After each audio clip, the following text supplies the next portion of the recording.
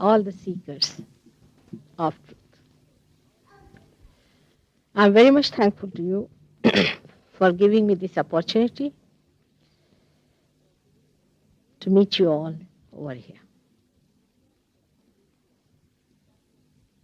You are here because you are seeking. And the seeking is so innately expressing itself that you cannot get over this feeling of seeking, even if you want. But perhaps I do not know if you know what you are seeking. Why you are not happy? What is the expectation you have about your seeking?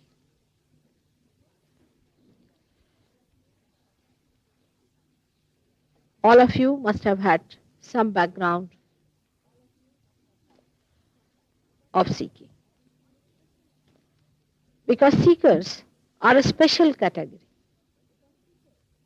Every person on the street is not a seeker. Every person we come across is not a seeker. It's a special category. I've seen there are seekers who are real seekers, and there are also fake, as we have in everything. Because it's a fashion to seek.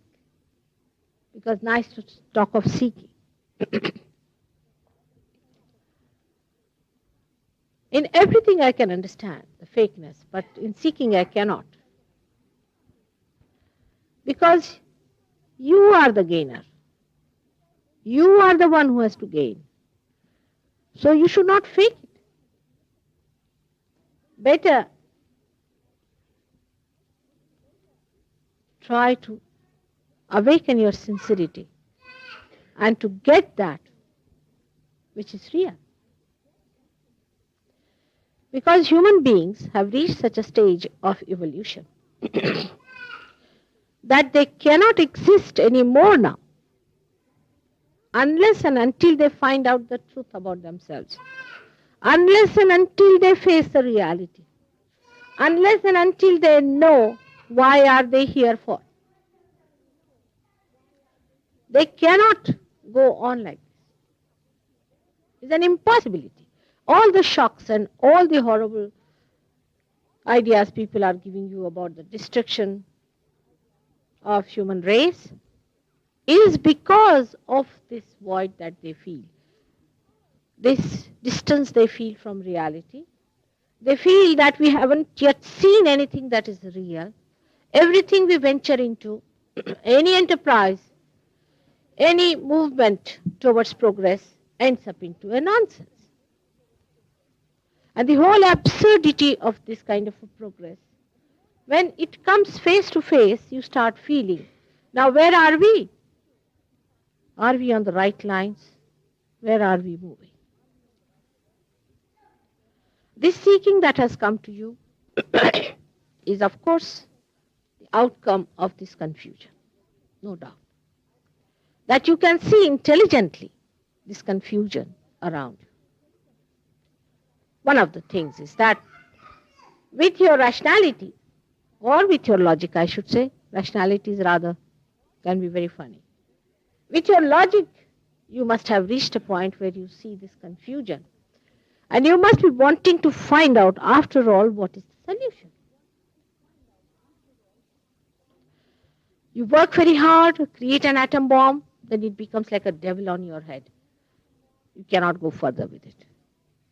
Any such movement of human beings towards understanding the meaning of their existence leads into a chaos. Then it is definite that we are in a cocoon. And whatever we do, it comes back to us. There must be a way out. There must be a method by which we get out of it and see for ourselves. What are we here for? You cannot solve this problem through your intelligence. or through your rationality. Because human mind is limited. And the limited mind cannot go to something that is unlimited. Like when I came to this hall, I had to leave my car behind. It's very difficult to understand that with rationality you cannot reach some place, and you reach that place spontaneously. But we can derive at that conclusion by seeing that we evolved spontaneously. We evolved automatically. We did not think about it. Say from animal stage to this stage we have come. From amoeba stage to this stage we have come. Without doing anything about it. Spontaneously it has happened. People perhaps do not understand the word spontaneous. Spontaneous means it's happening through some living force. And the living force acts on its own. It drives you up to a point, like a flower becomes a fruit. Now, the flower cannot do anything about becoming a fruit. In the same way, we cannot do anything about our evolution. We should accept most humbly. Because we have done nothing so far to become human beings. We have taken for granted our human life. But how we got it, we do not know. We did not pay any money for it. That way, anything very vital to life, you get it spontaneously. Like our breathing. Nobody taught us breathing. We did not have to join Cambridge University to learn our breathing, did we? It comes so spontaneously. As soon as we are born, we start breathing. All that is vital for the progress of life comes to us spontaneously. So if evolution is the most vital climax of our existence, then it has to come to us spontaneously. We cannot do anything about it. So first of all, let us relax. It's going to work out spontaneously. So why put ourselves up into a tension? Now, we have to see, like a scientist, with a very open mind, that we are not yet aware of ourselves. We do not know what are we. We know we are human beings. But are we really human beings alone? Or are we something more than that? And if we are we aware of that? Now we are moving only logically at this. Once we accept that still we are not that reality by which we can know every dimension of ourselves. If there is light, we should be able to see everything in this room, isn't it? If we have light within ourselves, we should be able to see ourselves within and without. The confusion is there because this light is not yet enlightened. But now think that you are made a human being, but why? Why? What was the need? Why so much trouble was taken by nature to make a human being? No scientist goes into the whys, you see. They'll say it is so. It's a scientific way of looking at things. Now they say it's pocketed, all right, it is pocketed. They write down, this is pocketed, finished. Whatever they see and know, they write it down, this is so. But they cannot say why. Why there is gravity in the Mother Earth. They cannot say that. But let us ask this question, why? Why are we human beings? This is the beginning of your seeking. Now, when I put forward some sort of a hypothesis for you, some sort of a idea or a theory before you, you need not get disturbed by it. Keep yourself open and see for yourself if it works or not. But for this, we really need people who are ardent seekers. Like we come into any university, I would say, we keep ourselves open. We just don't go and challenge every knowledge to begin with, but we try to find out for ourselves whether whatever is said is true or not. In the same way, we should keep ourselves very open about this method of the nature which is spontaneous and the power that is placed within us, which is called as Kundalini. This is the name given by human beings. God has not given names to anything.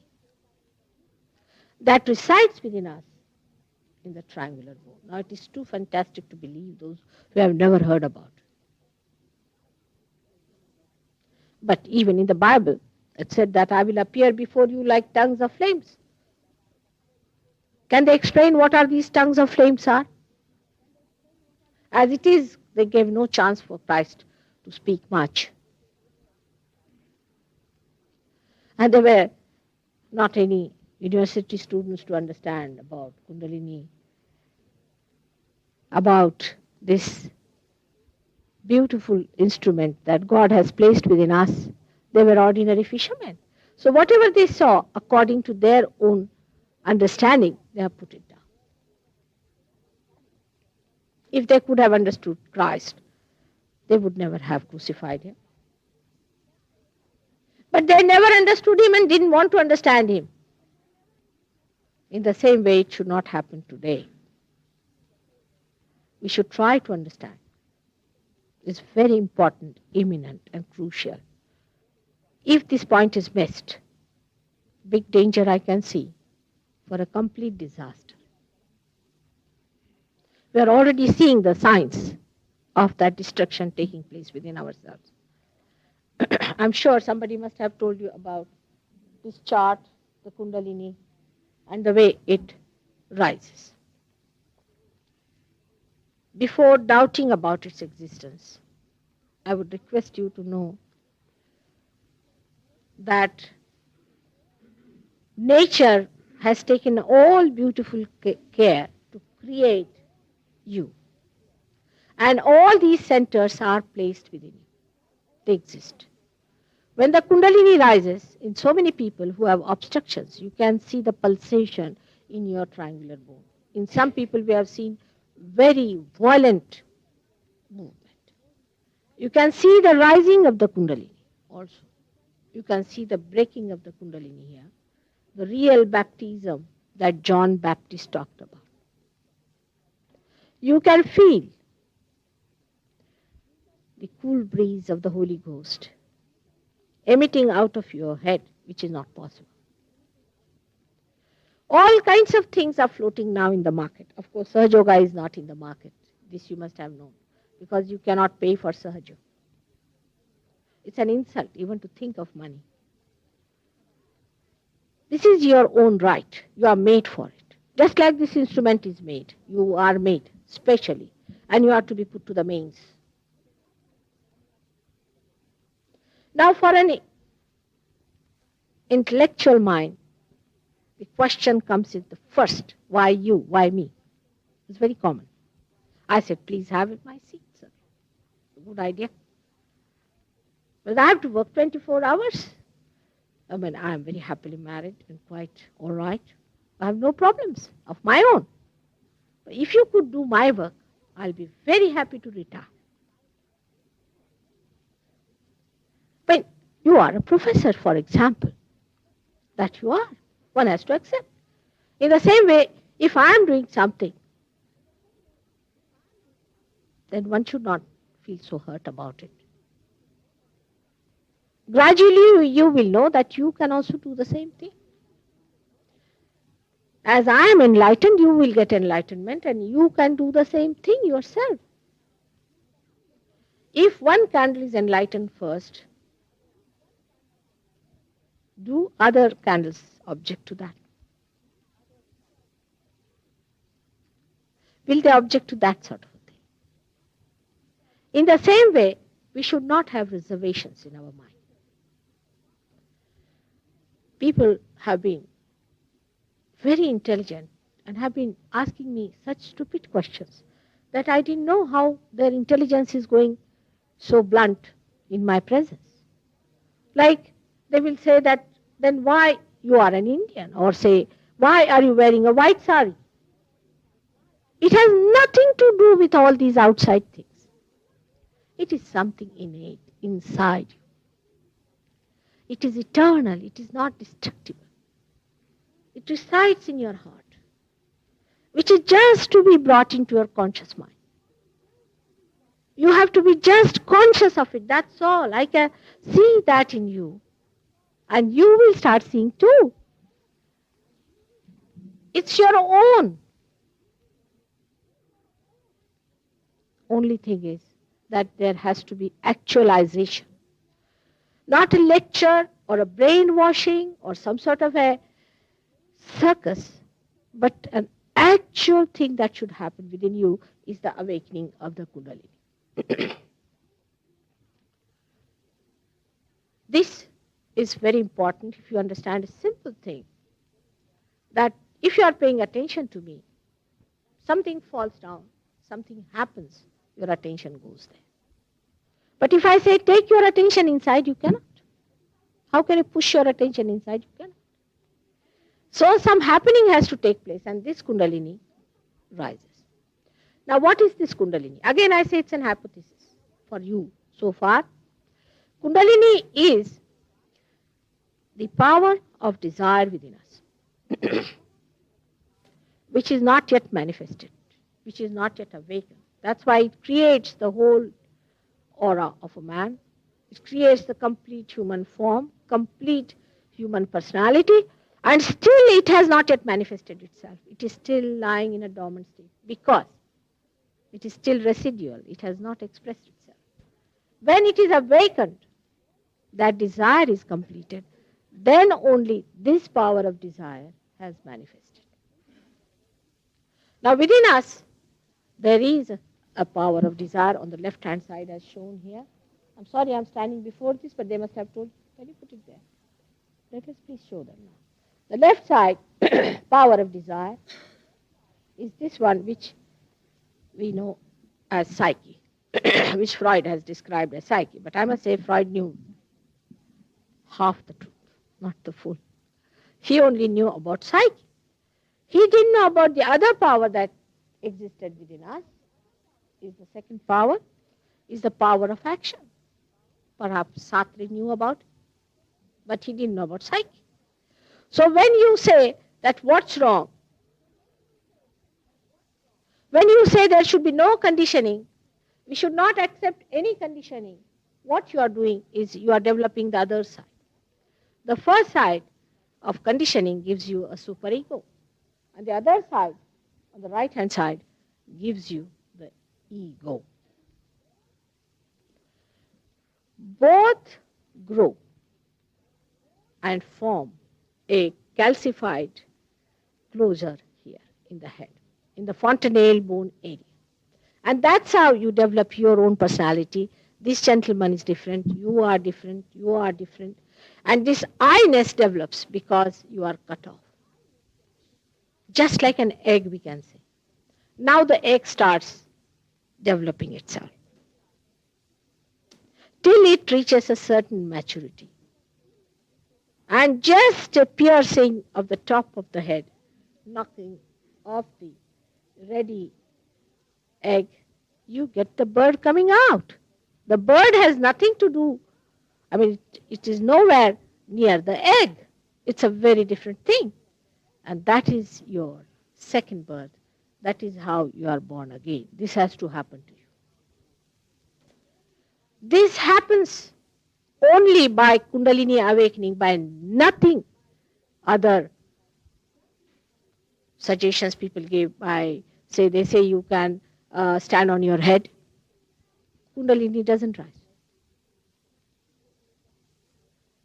Some people will say, you pay so much money, come for a course. It won't rise. It's like a primule in a seed that has to sprout. Now, what do you do to sprout a seed? Do you stand on your heads? Just you have to put to the Mother Earth. With her warmth, it comes out by itself. In the same way, this Kundalini rises. We have to understand that you cannot pay for it. If you pay some money, will the seed sprout? Or to the egg, will it become? Will it become the bird? Nature's principles are so simple, so logical, so sensible, that you don't have to read much to understand it. Actually, with reading too much also we get complicated. Everybody else is in our head, we are nowhere. We are lost. And the complexities of life become even worse when we start sorting out through this. The nature takes its own course. And this Kundalini happening has to be today, en masse. Thousands of people have to get realization. That's why you are so many born on this earth as seekers, because you know the time has come that you should get your realization, because you were seekers in many lives. And this life is to be bestowed with that blessing which you have been asking for. This has to happen. If you do not accept, makes no difference to your spirit, because it is satisfied by itself. It is not bothered as to how you want to have it, but it is you who should be bothered about it. You have to get it into your attention. Just like a light is there, it is not bothered whether you put it off or put on. It has nothing to do with your liking it or not liking it. It is there. But if you desire, if you really want it, there is a mechanism within us placed in this way that we have altogether 7 centers, the main 7 centers, which demarcate our evolutionary stages. For example, the lowest one, which is called as Muladhara Chakra, is the center of Muladhara. It manifests in this is the subtle center, manifests in the gross, our pelvic plexus. This is the center of our innocence.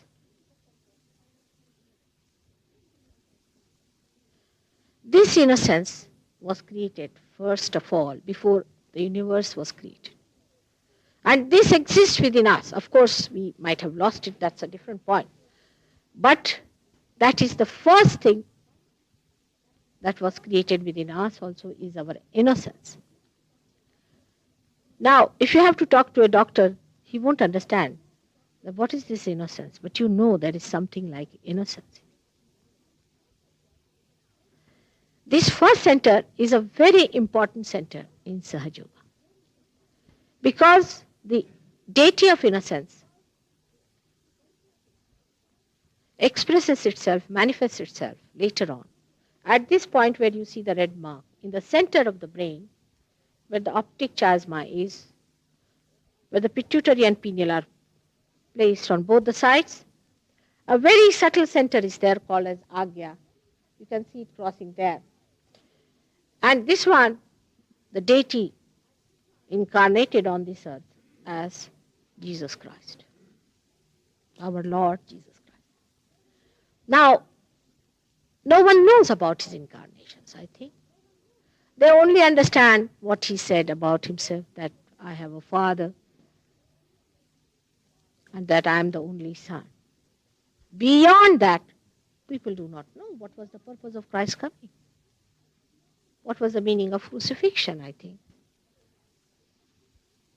We say that he came on this earth to forgive us our sins. You see.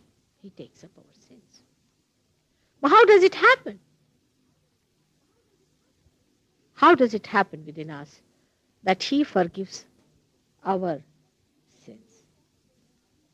It's only possible when he is awakened. He's still asleep within us. Then how can he forgive our sins? He is to be awakened first of all. If somebody can awaken Jesus within you, all these theories of karmas and all those things will be nothing but useless, old-fashioned, old-dated things which has no meaning. But nobody understood this great importance of Christ's life. I mean, people came to India. There was no proper rapport between the people of England. Say, for example, they came down to India. As far as Christ was concerned, I wish they could tell them about Christ, that he was the one who has come on this earth to take all our sins and to take all our karmas. Instead of that, the kind of Christianity they spread in India could not create any rapport between the people who were seers, who were sages, to get this great message of Christ coming. Of course, they respect him very much, but still they do not know. They do not know. That's all right. But the people who are supposed to be following him also do not know that he is to be awakened within us. Now, we know through Sahaja Yoga that he is the one who was called as Mahavishnu in the old ancient books of India. He is described so well how he will come, how he will be born, what will be his position, what is his relation with other deities like Shri Krishna and all that. It's so clear-cut. And why his name was Jesus, and why his name was Christ. And everything can be clearly understood if there were some sages from this country had gone, or from any country who knew Christ and had given the message to the sages in India. Only the sages can talk to each other, and not these people like one Pandit from India and one pastor from here. Both of them are ignorant. They do not know. Christ has said that you do not know, you are blind. I am talking to blind people. What does that mean? That means you are not yet awakened, that you have to be born again, that there has to be a happening in every religion. Moses has said that. Muhammad Sahib has said that. He said you have to become a peer. Without becoming a peer, you will not understand me. All his namaz is nothing but Kundalini awakening. But will the Muslims accept this? If you want to understand fanaticism, if there is fanaticism within us or not, I was talking to a Muslim and I said, you better go to Jews and ask them what they have to say about Muslims. That's the best way one can understand. I mean, fanatically they will prove that the other person is wrong.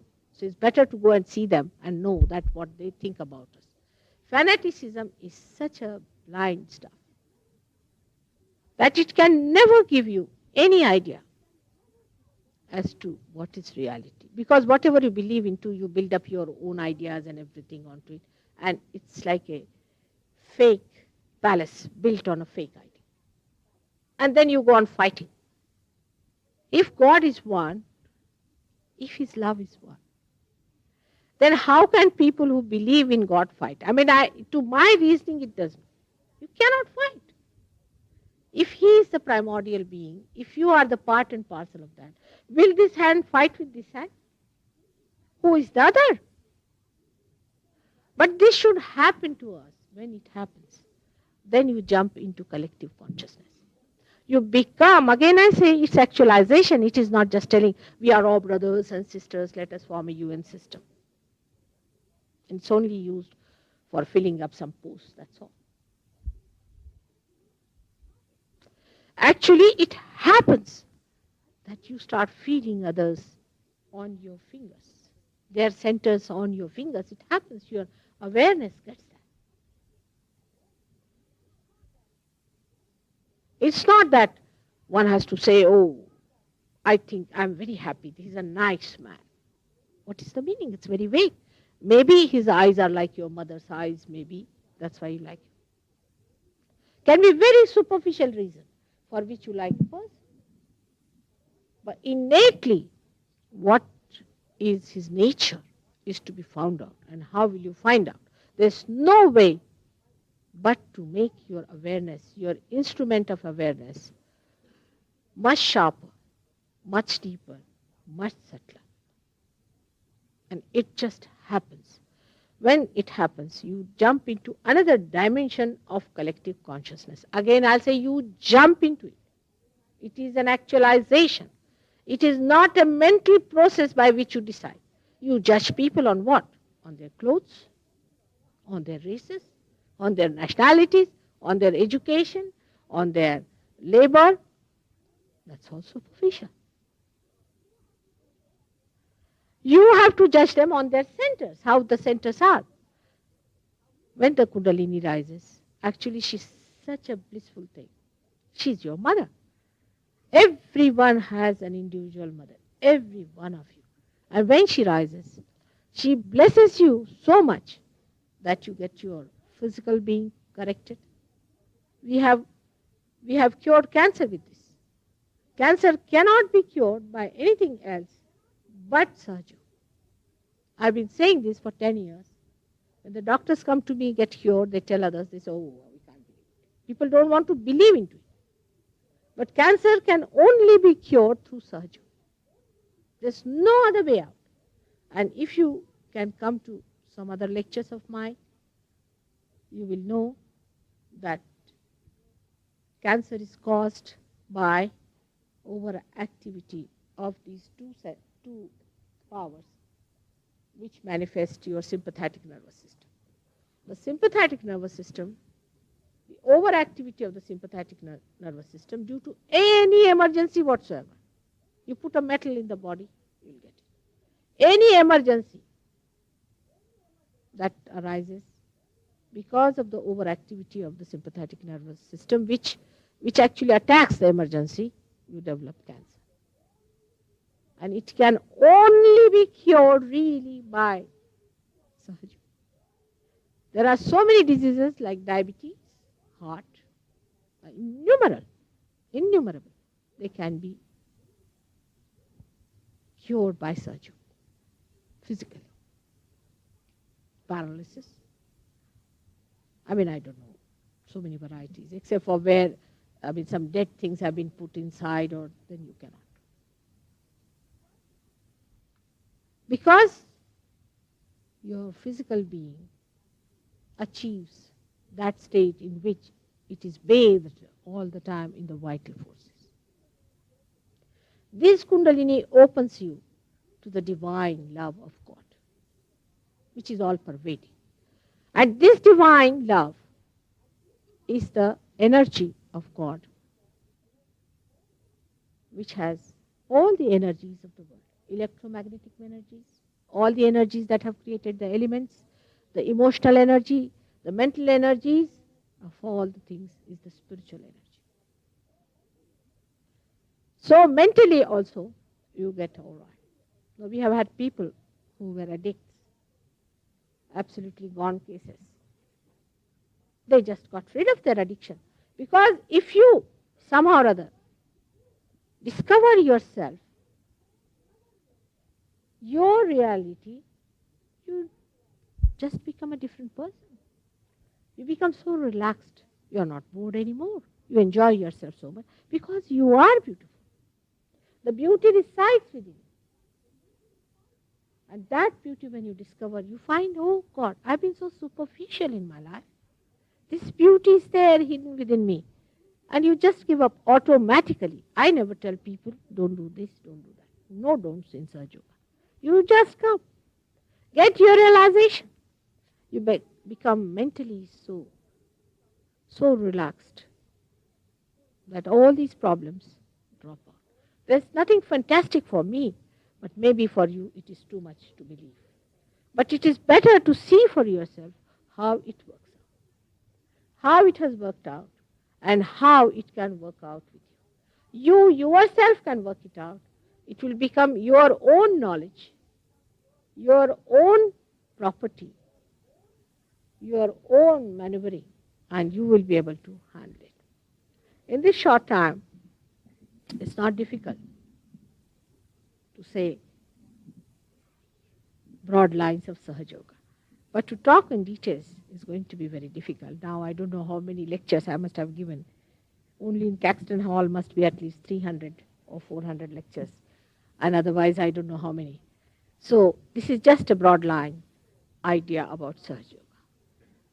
This must give you assurance in life, first of all. that if somebody is saying so, let's try. Try. But it's very amazing. Last time we had about 150 people in Cambridge. And I think only one person stuck on to Sahaja. Everybody felt the vibrations, no doubt. Everybody felt the cool breeze. But what happened with them is that when they went out, they started thinking about it, they lost it. It is like sprouting of the seed, as I said, that the small, gentle seedlings, are to be looked after. When it sprouts, if you just throw them, they can be destroyed. So one has to be careful for at least a month to preserve this sprouting. Once you have managed this 1 month, then I am sure it will settle down. You don't require anything much to be done. Few methods of cleansing yourself, sustaining yourself, and keeping yourself afloat. If you could dedicate only a month to yourself, you will definitely come up, no doubt. And people have done it. I mean, in places like Brighton, I would say, in France, it has worked out. But Cambridge has been a little disappointing. I hope this time you people will take it up a little seriously. Because it's the most important thing that you have to have. And this is the most vital thing. If you do not get it, and if you are not there, only thing I have to tell you, that the last judgment has started.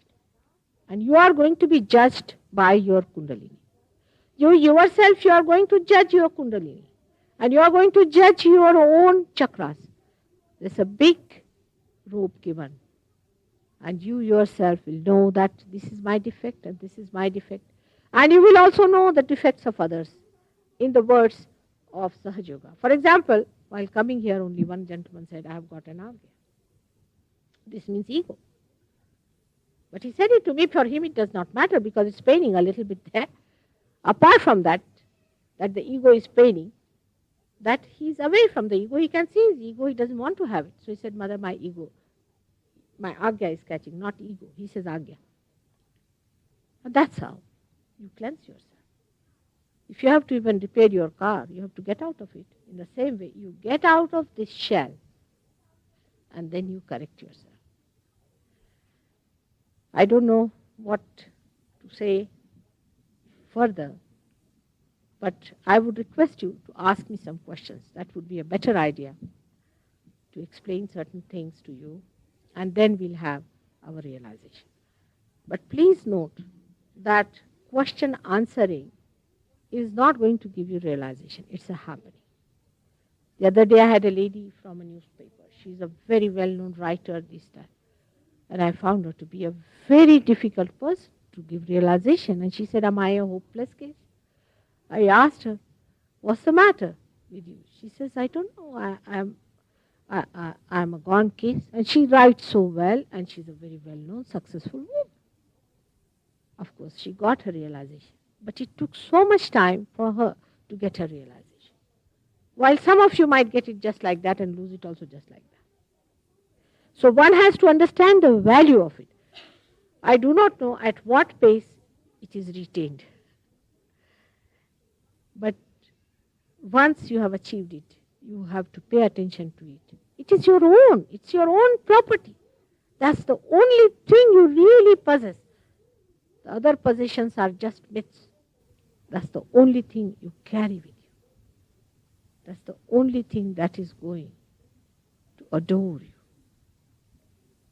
and to give you that joy of belonging and happiness.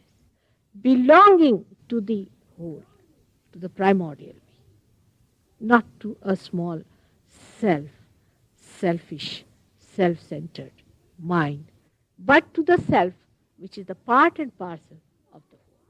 That you are already, but you are not aware of it.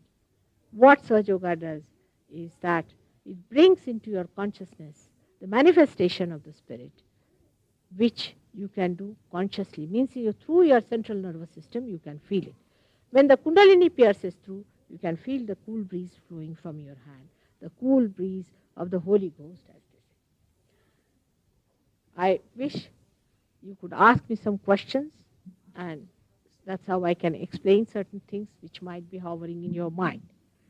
May God bless you all. Thank you.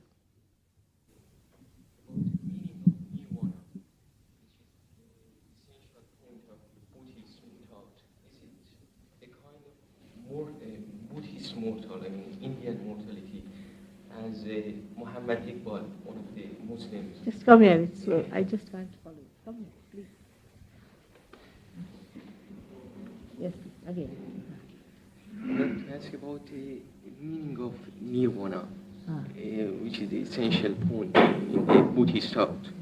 And because I couldn't find it in books in direct sense, and as you know, the Muhammad Iqbal, one of the Muslims.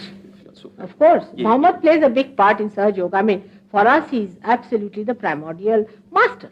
For us, he's so great. I mean, for us, he's not just a Muslim or anything. For us, he's a universal being. For us, he's very great, you see. So, Muhammad where is the Muhammad in you? Just tell me. Where is he? Where does he exist? You do not know. Where is Christ? No, that's the problem. You must know where is Muhammad, which part of ours that Muhammad has enshrined, which part of ours he has enlightened. It's very necessary for you young people to know it. Now see what's happening. Look at these Jews, look at these Christians, look at these Muslims, and look at these Hindus. What are they doing about God? They are butchering him every moment, don't you think so? We have to understand all these great people in their right sense through Sahaja. How? Because once you get these vibrations in your hand now, see like this, then you can ask a question about Muhammad Sahib. Ask a question, was Muhammad Sahib was born on this earth as the primordial master? Ask the question, and immediately you'll start getting cool breeze. Tremendous cool breeze, yes, he was. A person, you'll be surprised, a person who worships a Guru Nanak and denounces Muhammad Sahib, if he gets a cancer, he will definitely get. If you denounce anybody, you will get cancer. Then I have to ask that person that you have to worship Muhammad Sahib in the same way. If you do not, I cannot cure your cancer. Christ has said very clearly, those who are not against me are with me. Muhammad Sahib has clearly said that he was a prophet. He accepted all of them. He said, Moses, how can he be so? Recognize them. Any other questions, please? Please ask me questions, because when I go away, they will just come out and bother you. Yes. Can you come forward, please? Yes, please. You mentioned about Muhammad and Christ and Buddha and so forth as the lines of prophets, rightly so. But most of these religions are expecting. I just come here. You see, English is not my mother tongue, so you see any. Well, you've mentioned the lineage of religions of Buddha, Muhammad, Christianity, of course, not in that lineage, and quite rightly so, and they've all got a very strong contribution to make. But in the case of Christianity, which of course obviously you speak with great fervour, there is a second coming, a spiritual second coming, of course, involved. How do you think what you're teaching will fit into that ultimate conception, when that absolute reality? What immaculate question. Absolutely. Absolute reality, no doubt. Absolute. What contribution have you got to make for that? To that when it comes along? How does what you teach fit in? I will tell you. Please be seated. Now say one simple thing, that when Christ comes before you, how will you recognize? Will you recognize it? You cannot. When his second coming comes in. Actually, when he comes, he's not going to talk to anyone. He's just coming with a lashing thing in his hand. He's just going to sort out. All right? How will you recognize him? The first contribution will be that you will recognize him through vibrations. Second contribution, About me also there is already mentioned. I have to give you the counsel.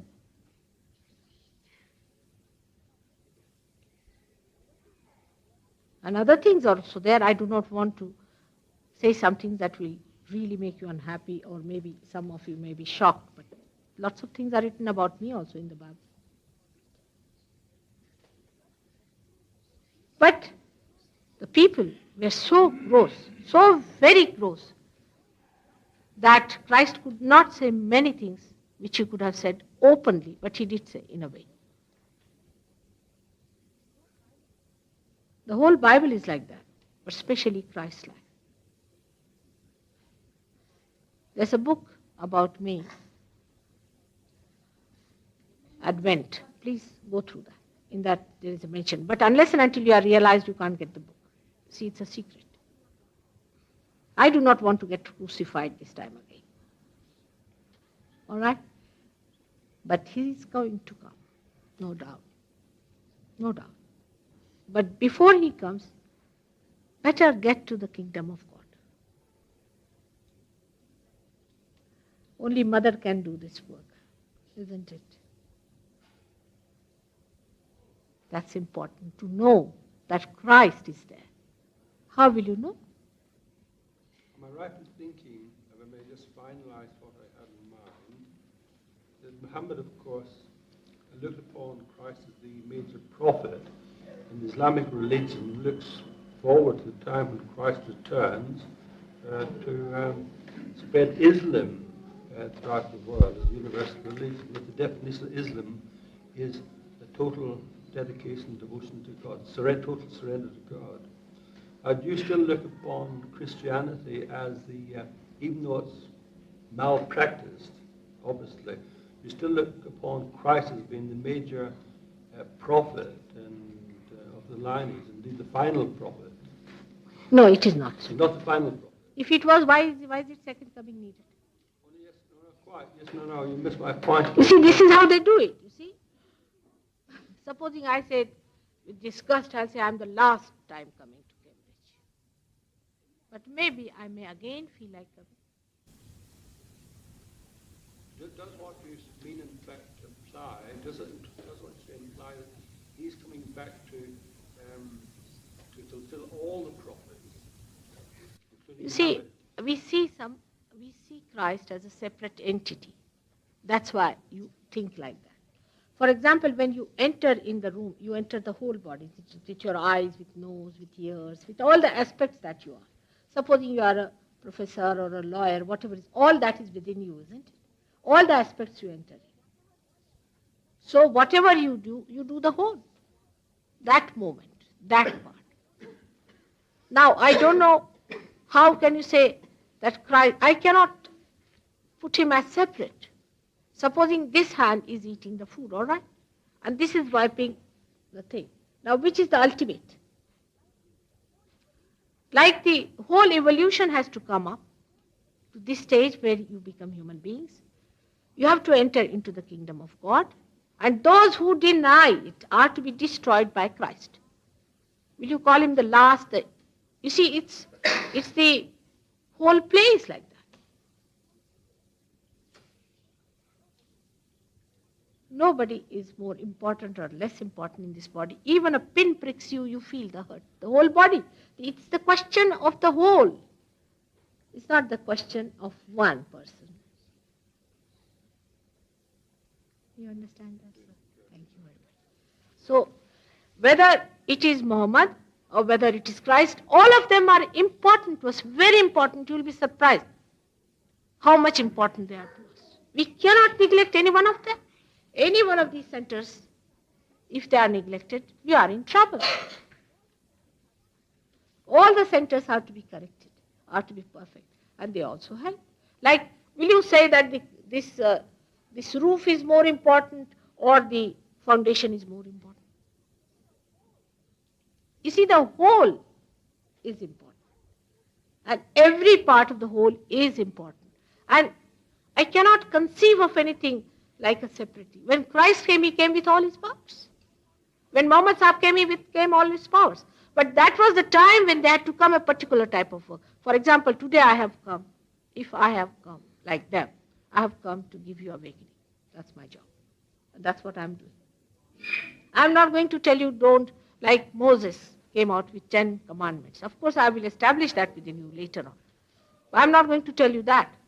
That's why some people don't understand why Christ didn't talk against alcoholism. Because he came at this point, at the ego point. Muhammad Sam came at that point. All the primordial masters have denounced alcoholism because it goes against your awareness, which is sustained by your liver. And the liver gets spoiled, and that's why they were against it. You see, at what place, at what position they arrive, what is their job, that's what they do. For example, see, a train is moving, all right? Then it stops at a point. Whatever is the problem at that point is done by the person in charge. If the train doesn't move from there, how will it reach the station? Now, will you say that the reaching the station is the last word? Every step is important for the station, for the train to move. So everybody has played a very important role, equally important. There is nothing like one person being important. That we don't think like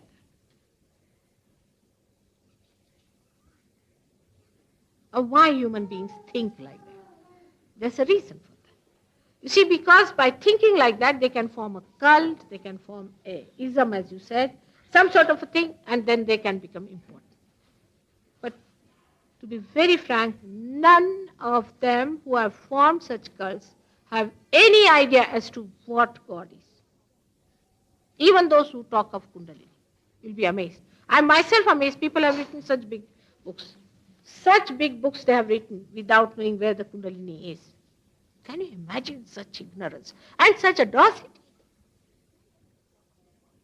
Hitler used to talk about God. I mean, anybody can talk about God. This is what it is. So we have to see the whole thing in entirety.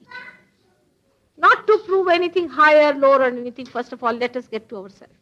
Let us get to our spirit, through which you are going to know all the truth about them. And then you will see their glory one after another. What a beauty it is. To see them in one unity, in one unigen, in complete concord. We cannot understand how they are united. Because human beings, even husband, wife, are not united among human beings. I mean, the nearest relationship, they say. Even there, they are not united. So human beings can't understand how they are completely united, absolutely in unigen.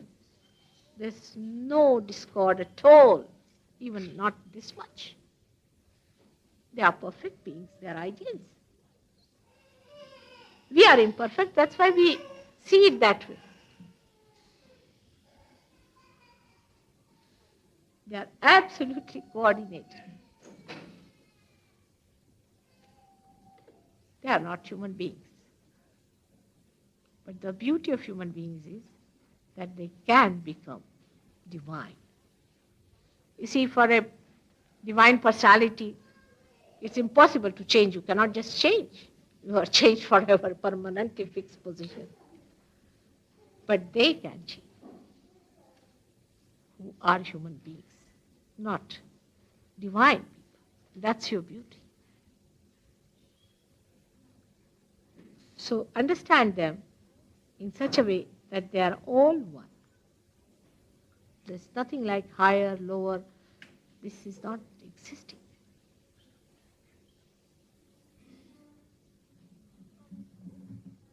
This is all right for academic career or sort of we can have a theology or something like that. But it is not theology. It is no philosophy or anything. It is absolutely the reality which exists. You can see for yourself. Why not get realization and see for yourself it is true or not? Why not see for yourself? That's the best, isn't it? To become that and see for yourself if they are all one or not. Because you can feel it.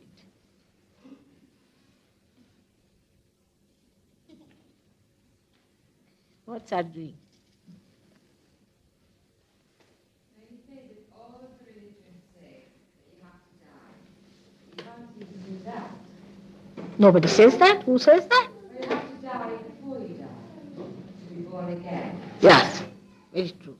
But that death, that's I agree. But that death doesn't mean that you die the way you are supposed to die. No. You see, every flower has to die before it becomes a fruit.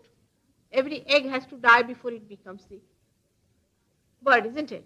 In the same way, what dies within us is our Mr. Ego and Superego. They are sucked in.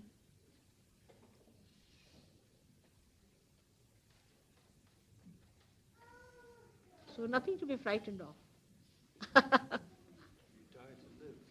Die to live. That's the point. Die to live. Live a higher life. Yes. Is there any?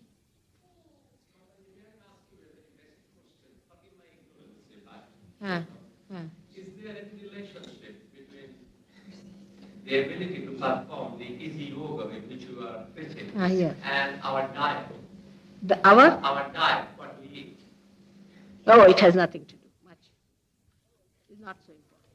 It's not very important. You see, diet and all that we have paid too much importance to it. There's no need to bother about it. It is even, I tell you, you'll be surprised that I have seen people, Sahaja Yoga is such a grace these days. It's such a gracious thing that a person came to me and got his realization.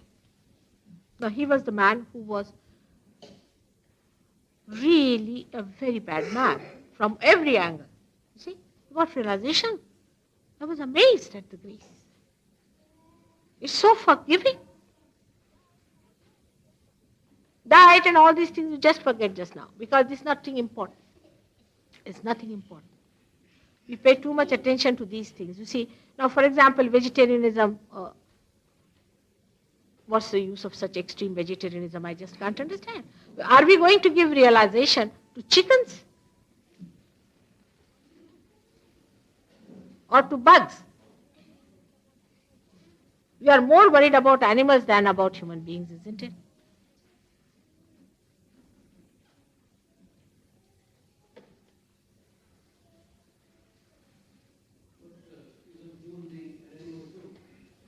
Huh? What? That's what you have to become divine now. The animal stage will be over very soon.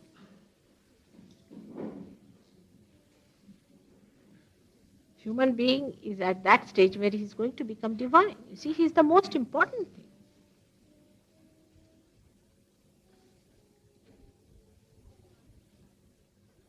I cannot give realization to any other animal, but if you call human beings them, that's all. They are only the ones who are going to get realization. But it's nothing important. These things are not important. We should not divert attention from the main thing.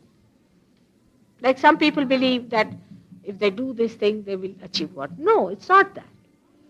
But later on, all your priorities change, all your ideas about these things change, and you start understanding what is the thing needed to sustain yourself.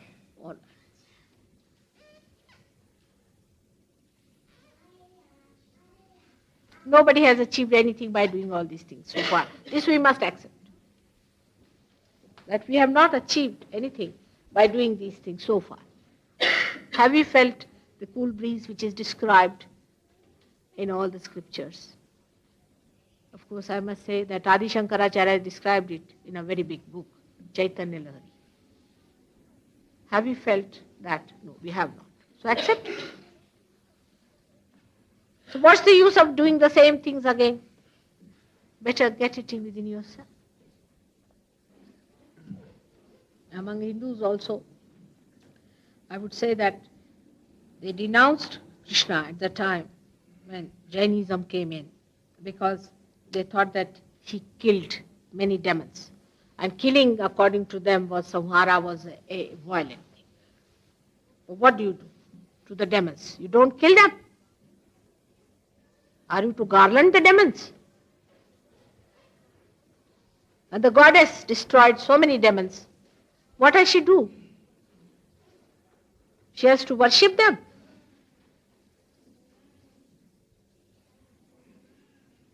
This kind of kindness doesn't exist with the wrathful God. In the car, you have got an accelerator and also a brake. You have to have that. Otherwise, how are you going to control these horrible people? Passivity is to be denounced, absolutely. Neither aggression is to be accepted. Both things are just the same. Hitler started his work very slowly. That time the Jews, if they were not so passive, this poison would not have accumulated, and this horrible shame that came on humanity would not have occurred. And the whole basis of Krishna's teachings are this. In the Gita, he says that, what's the use? A weak man having non-violence is a cowardice. He's telling Arjuna that raise your weapons against these horrible people. When he got into Kaivalya, he said, I don't want to do it. I don't want to kill my own relations. He said, who dies? You have to punish them. So all these ideas also are very much within us, especially now I find in the West that we feel very guilty. We should not do this, we should not do that.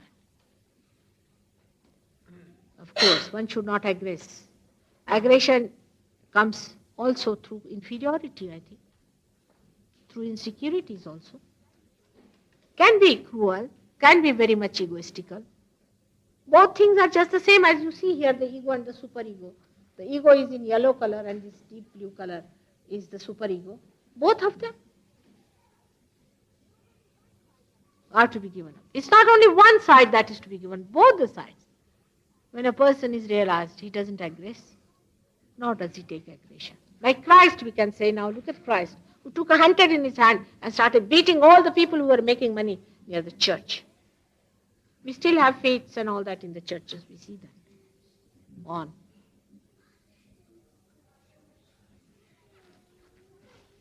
He stood by a prostitute. What a prostitute had to do with Christ? He stood by her.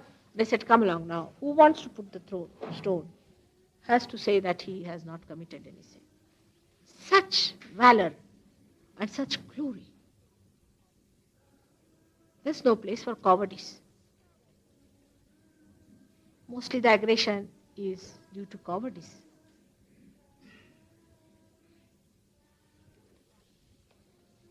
It's a very balanced personality you develop in which you are love. But love can punish. It punishes.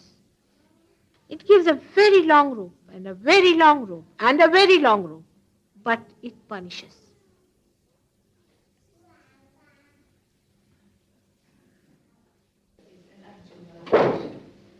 And he said, I think that one has to actually jump. I think he said something. Yes.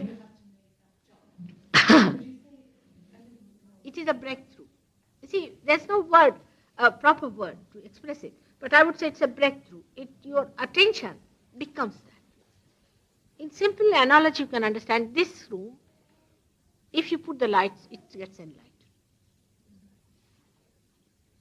In a simple way to understand it. It happens to you. You don't have to jump in a way that you don't have to push your awareness. Nothing, it just happens to you. It just happens to you. You just get it. All right? You don't have to do anything.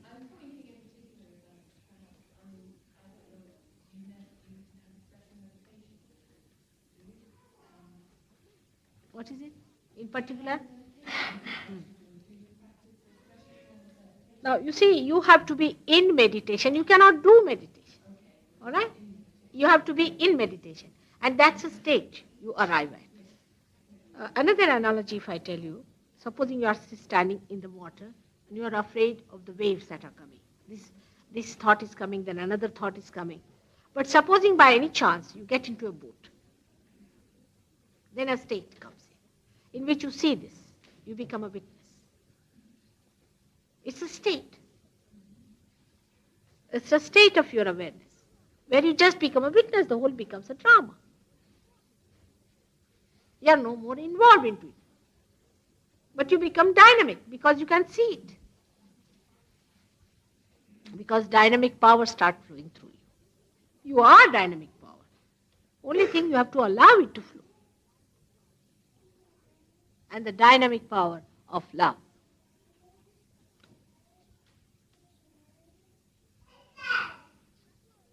It is rather inconceivable with intelligence. You have to achieve it. Then you start thinking, oh God, what is this?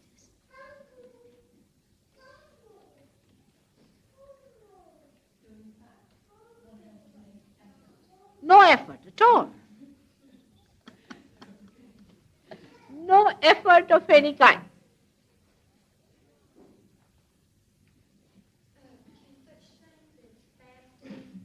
Prayer, chanting, mind expanding drugs be used to activate the state of awareness? I didn't follow her at all. Just come. Can such things as prayer, fasting, chanting, Nothing. can they be used? No, nothing. Nothing. I'll tell you about each one of them. It's very interesting. Now say prayer. Prayer is like telephoning without the connection being made.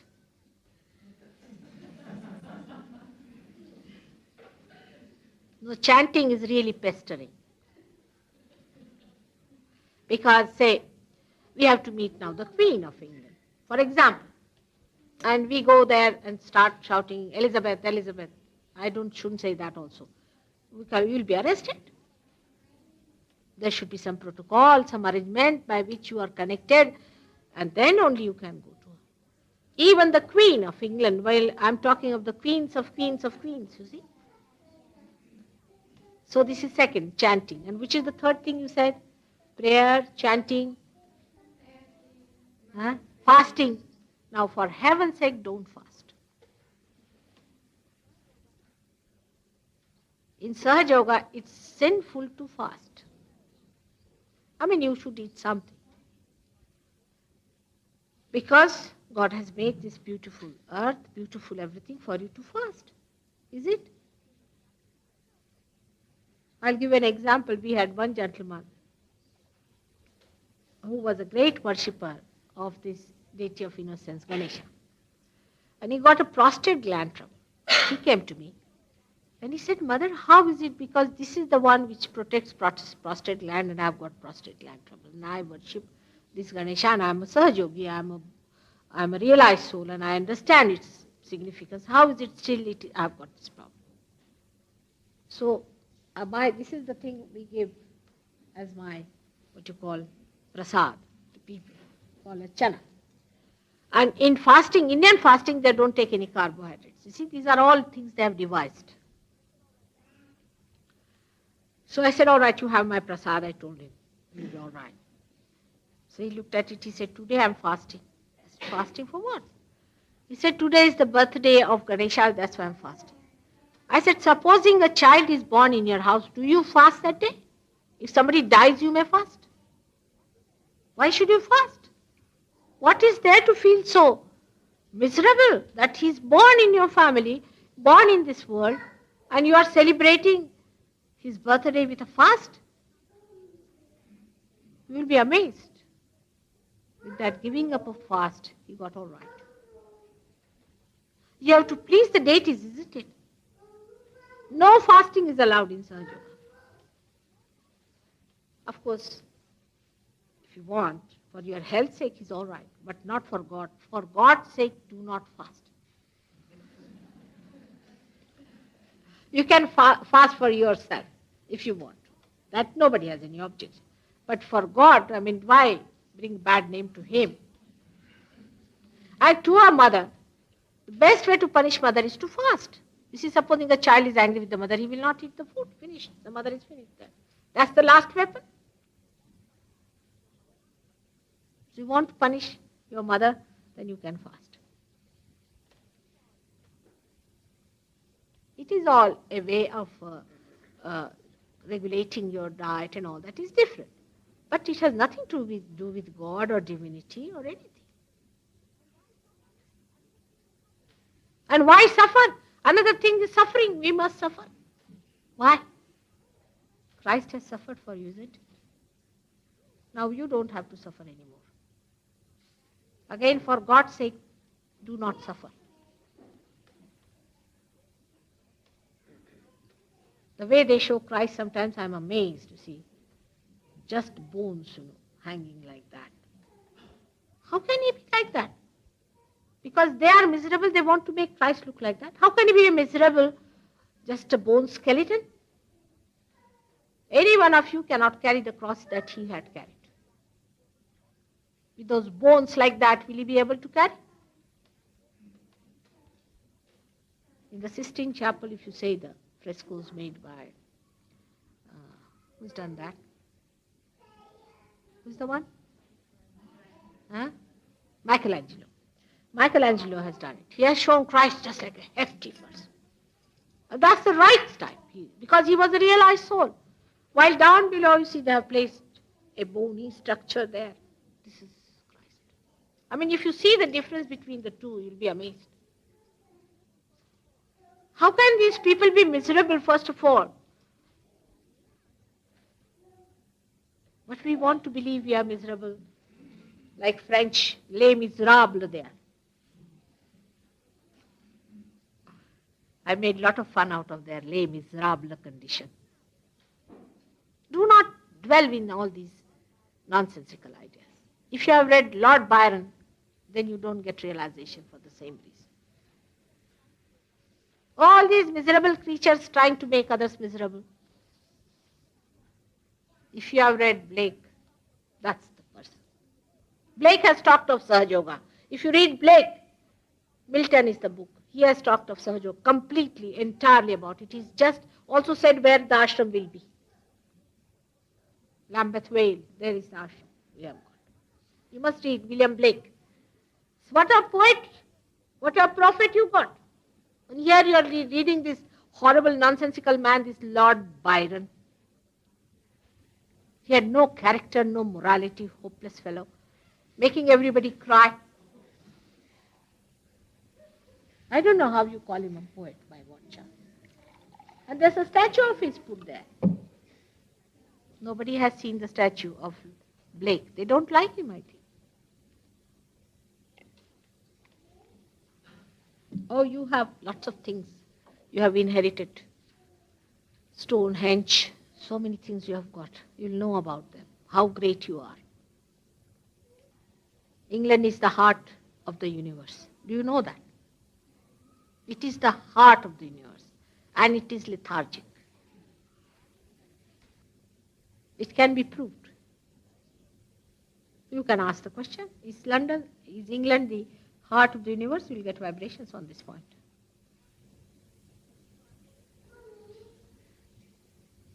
You start getting the cool breeze.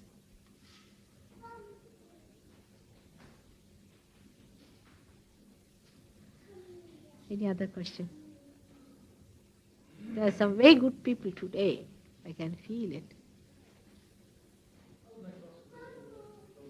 Huh? How does Sahaja influence a man's or woman's personal destiny? Every man or woman, has got a question in his mind, sort of, as he goes through life, this is what happened to me in the past, but what's going to happen in the future? After I die, physical death. You see the thoughts? Is there a next life, and if so, where am I going to be? What am I going to do? What am I going to do? Yes, these questions come to you either from the future or from the past. You think of the past or of the future, but not of the present. One thought comes and goes into the past. Another thought comes, goes into the past.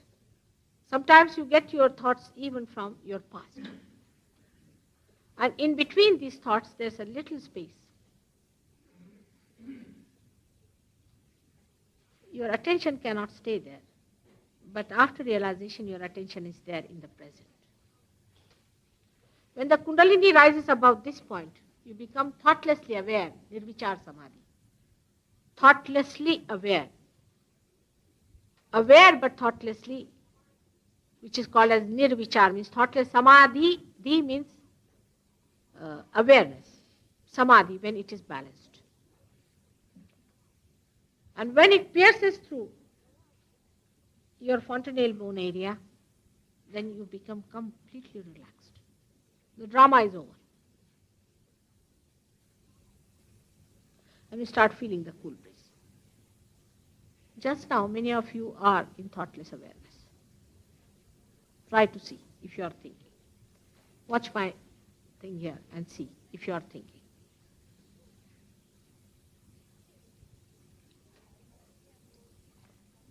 Many would have liked to ask me questions, but because of that they are not asking. Because no thought is coming. You are listening to me, you are very aware. But no thought is coming. It's a very difficult state normally. It's not possible. But your Kundalini does that.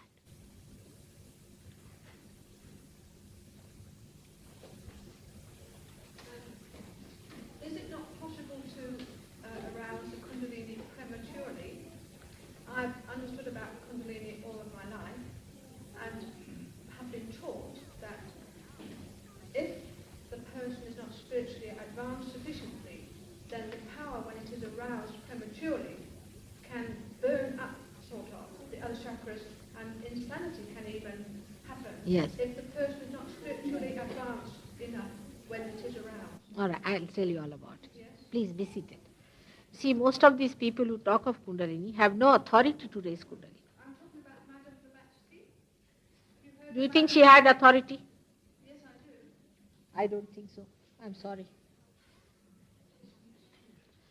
Because none of these things will happen to you if you are authorized by God.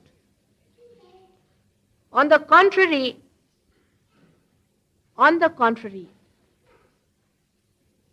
it is such a blissful experience. She wrote it, many have written, I've already told you.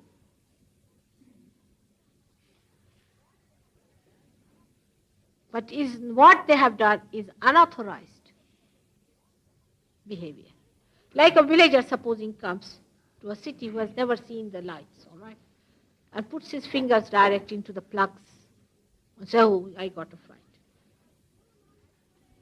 It's like that only. They have no knowledge of Kundalini, nothing, and no authority. You cannot put the authority upon yourself. It's something that is with you. You are born with it. They just say you believe it. I don't know why you believe it. But what has she done? Has she given to anybody realization? Whom? Whom? Nobody. Not one person, not a single soul. Realization is a very different thing. Then you talk like Kabir. You talk like an authority. Not a single soul has been given realization. I do not want to bring in people because no need having controversies. For me, she is also another seeker. But those who appropriate these properties within themselves must show if they have given realization to anyone. What do you expect out of realization? Is collective consciousness. Jung has said it. None of our disciples have yet to come across any disciple who has got collective consciousness. For example, a gentleman came to me and said, my Kundalini is awakened. I said, how do you know? He said, I know I have got it. I said, but how? I said, can you tell me about this gentleman, if he has got his realization or not? What is the center catching in? Can you tell me? He said, no, how can I tell? I said, then you haven't got realization. As soon as you get your realization, immediately you can start feeling your centers and other centers. Even children can tell you. That's the sign of a realized soul. It's no self-certification. All right? It should happen within you by which you can feel it. You can say by feeling that, yes, this gentleman is catching on this. One gentleman came and asked me, Mother, why everybody is asking about my father? Anybody who comes to me, your Sahaja Yogis, they come and ask me, what about your father? What's the matter? I said, because there's a center for a father which is catching. You put 10 children, if they are realized souls, and bind them, and ask them to put hands towards one person. Ask them, what's wrong with him? He said, this. That means the person feels guilty for nothing at all. this finger. Means this left Vishuddhi. This. Everyone will say the same, because truth is same. If you have reached the absolute, there should be no difference of opinion whatsoever. How can there be? Relativity comes only when there is no absolute. I don't want to criticize anyone, not to bring any controversies, all right? You are all dear to me, but I'm just telling you that don't believe into things. Today I'm before you. Forget all that. Have it.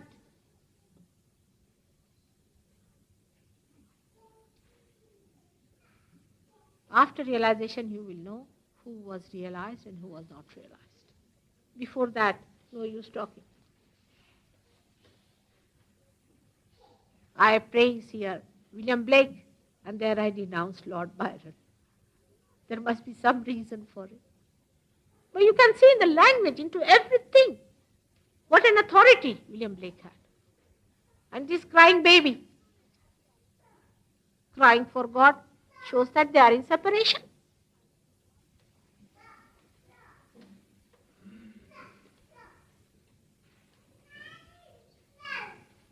It is as simple as that. A lady who has met her husband, who is in love with him, you can see from her face. And the one whose husband is away and who's pining for him, you can see on her face.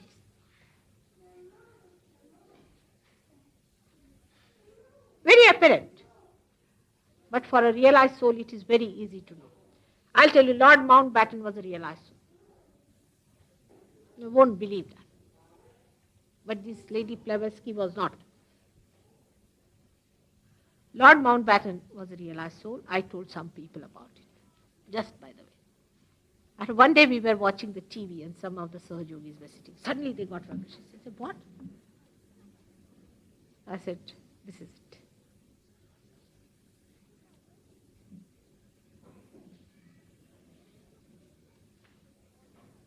I mean, they may look to be very simple, ordinary people, mundane type.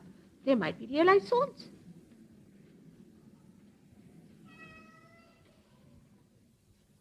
How will you know? That's what I'm saying.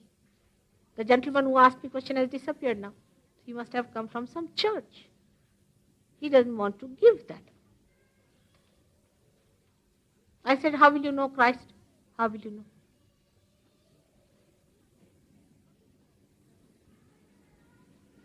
Forget about all that. Makes no difference. Mr. Philip, who is sitting here, when I asked him how many gurus you have been and what books you have read, he gave me such a big, papers, bundle of papers, which I didn't know how many to read. Thank God he read so many, so he was not identified with anyone. Thank God. So it can be anything, but so far we have not found it. So why accept anyone whatsoever? You have to just accept yourself, that's all. Sahaja Yoga is as simple as that. You ask a simple question before me, Mother, am I the spirit or am I my own teacher? You are your own teacher, but you have to get realization for it. Before that, the mother is your teacher. But once you get your realization, you are your own teacher.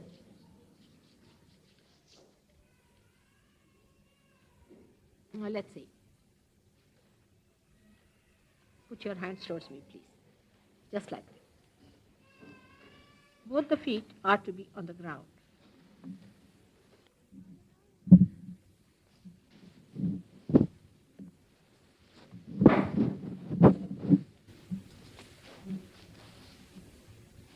Just like that.